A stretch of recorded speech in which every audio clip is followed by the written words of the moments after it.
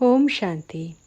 আজকের মুরলির তারিখ ৯ মার্চ ২০২৪। প্রাত মুরলি মধুবন। মিষ্টি বাচ্চারা, এখন ঘরে ফিরে যেতে হবে।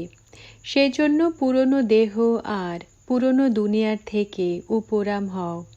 নিজের ব্যাটারিকে চার্জ করার জন্য যোগের ভাট্টিতে বসো। প্রশ্ন: যোগে বাবার সম্পূর্ণ কারেন্ট কোন বাচ্চারা প্রাপ্ত করে? উত্তর: যাদের বুদ্ধি বাইরে ছুটে বেড়ায় না, নিজেকে আত্মা মনে করে বাবার স্মরণে বসে, তারাই বাবার কারেন্ট প্রাপ্ত করে থাকে। বাবা বাচ্চাদের সাকাশ দেন। বাচ্চাদের কাজ হলো বাবার দেওয়া কারেন্টকে ক্যাচ করা, কেননা সেই কারেন্টের দ্বারাই আত্মারূপী ব্যাটারি চার্জ হবে, শক্তি আসবে, বিকর্ম বিনাশ হবে। একেই যোগের অগ্নি বলা হয়।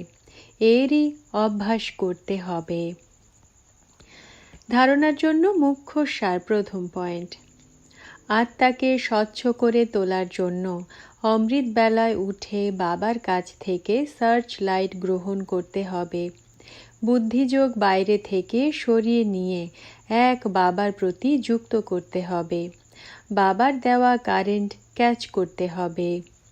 দ্বিতীয় পয়েন্ট: নিজেদের মধ্যে ভাই ভাইয়ের সত্যিকারের ভালোবাসা রেখে চলতে হবে। সবাইকে সম্মান দিতে হবে। আত্মারূপী ভাই অমর সিংহাসনে বিরাজমান। সেজন্য কথা বলার সময় ভ্রুকুটির দিকে তাকিয়ে কথা বলতে হবে।